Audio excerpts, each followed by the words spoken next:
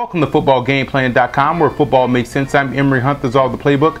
Bring you a Week 6 CFL prediction between the BC Lions and the Calgary Stampeders. Now, here's some things you want to look out for when you're watching this contest. Now, the Stampeders coming to this matchup as one of the more explosive teams in the Canadian football, a well-oiled machine on offense. You look at quarterback Henry Burris. You also look at talented tailback Jeffrey Reynolds, and you also look at that big play wide receiver Nick Lewis. So at all three aspects of the game, passing, running, receiving, they're top in the league, or one of the top in the league. So also you look at that defensive side of the football, they have one of the top. They have an excellent run defense, only giving up 99 yards a game, rushing the football.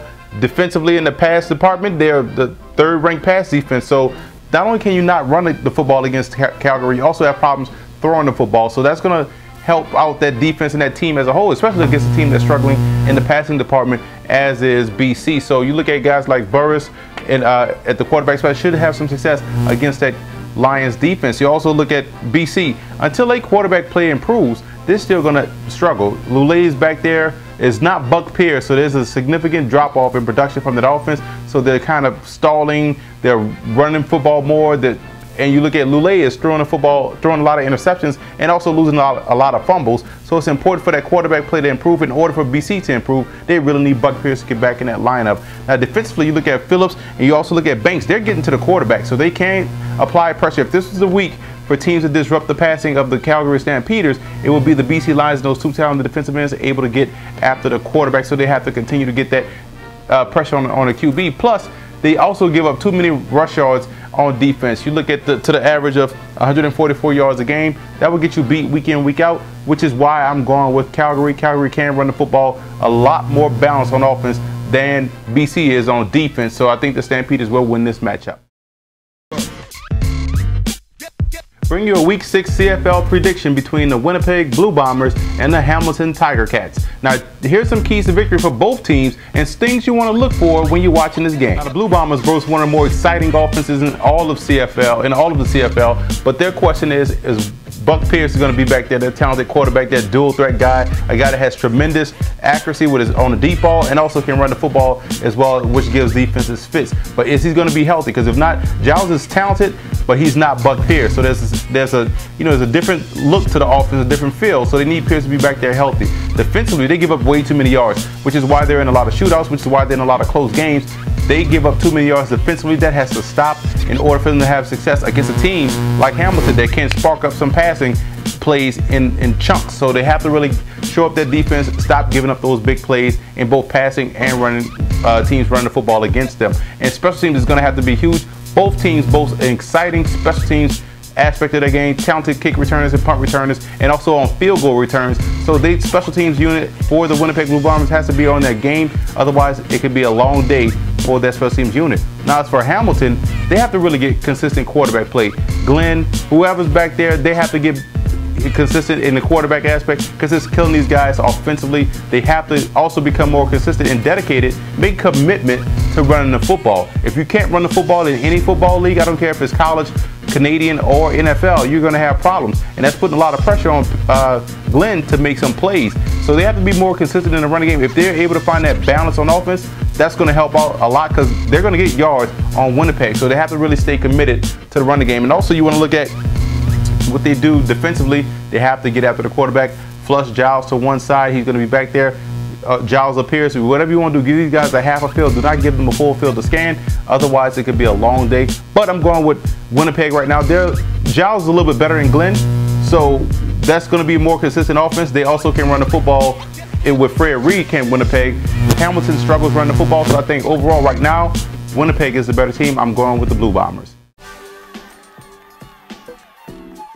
Bring you a Week 6 CFL prediction between the Toronto Argonauts and the Edmonton Eskimos. Now, here are my keys to victory for both teams and some tidbits you want to look out for while watching this contest. Now, the Argonauts have the formula for success that can lead them through the season and to the Grey Cup if they're able to stay consistent, because they boast the top rushing team in all of Canadian football, led by Corey Boyd, who's the CFL's leading rusher. So that's your formula right there. They also can play sound defense, which means they can stop opponents from getting into the end zone, force these guys to punt.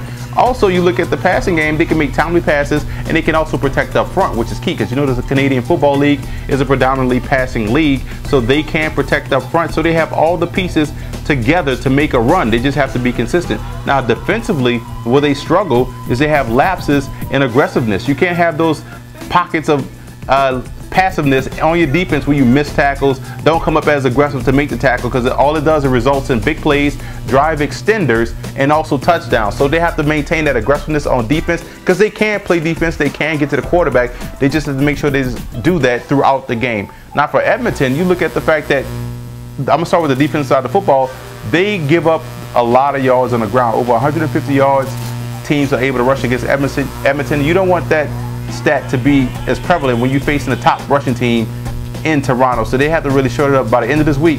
Otherwise, it's going to be a long day for the Eskimos. Two, offensively, Stamps has to get into the end zone. Frederick Stamps, he's the second leading receiver in the Canadian Football League, but he has to get into the end zone. He's getting a lot of yards, but he's not crossing the goal line. He only has one touchdown this season. So they need for Stamps to get into the end zone and help that offense out, because without Stamps scoring, you see what happens. They can't beat teams effectively because they're trying to find other ways to score, but Stamps has to get to the end zone. He's a talented wide receiver. And they also have to pick up the blitz. 15 sacks already this year. They've given up. That offensive line is getting Ricky Ray killed. So they have to be able to diagnose and pick up the blitz. Otherwise, it could be a long day because you know Toronto can get after the quarterback, which is why I'm going with the Argonauts to win this football game. A lot more balance on the offensive line as opposed to Edmonton. So I trust their O-line as opposed to the Eskimos. So Toronto will win this game. Bring you a Week 6 Game of the Week preview between the Montreal Alouettes and the Saskatchewan Roughriders. It's two top teams in the CFL, both are 4-1. So here's some tidbits and some keys you want to look for when watching this game. When you talk Alouettes football, you have to start with their talented quarterback, Anthony Cavillo. Right now, he's the top passer in the CFL. 69% of his passes are being completed, 10 touchdowns, 2 interceptions. So he is playing lights out. A beauty to watch him play football. He's playing outstanding. So Saskatchewan is going to have to get to him in order to disrupt that timing, because that's the key cog in that offense. Also, you look at, jumping back to that defensive side of the football, I would jump to the defensive side of the football. John Bowman has 6 sacks, so he can get after the quarterback. He's going to be posed to be a problem for Durant, who likes to move around the pocket. And if Durant decides to step back instead of up, it could be a sack. So he has to, for Durant, he has to look at more of stepping up into the pocket and not stepping back to buy time. Step up and take off. Otherwise, John Bowman is going to get to you and sack you pretty hard on the ground. Well, you also look at Montreal, #1 in takeaways. So if Durant has one of those games where he's throwing the interceptions, because they come in bunches. So if he throws a multiple interception game, it could pose to be a problem for Montreal. This is a Week 1 rematch. So you know what happened in Week 1. It was a classic. Dressler, #7. Winston Dressler is playing outstanding for Saskatchewan. #7. One of the more explosive slot wide receivers in the league. So he's doing a great job. So that's one thing Montreal has to watch out for, because they know what happened in Week 1.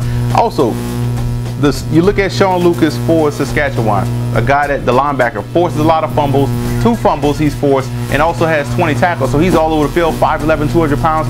He's quick, and he also can cover running backs out of the backfield. So that's a key matchup. You look at Lucas and Avon Coburn in this game. So that's going to be an interesting matchup. This is the game of the week.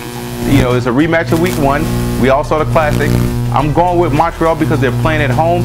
They played on the road in Week 1. I think they can play a raucous crowd out there in Montreal. So it's going to be a great game to watch. Should be another barn burner up there in Canada. For more Football Gameplan.com previews, you check out our YouTube channel at youtube.com/footballgameplan, or you can just visit our website to get some information at footballgameplan.com/CFL.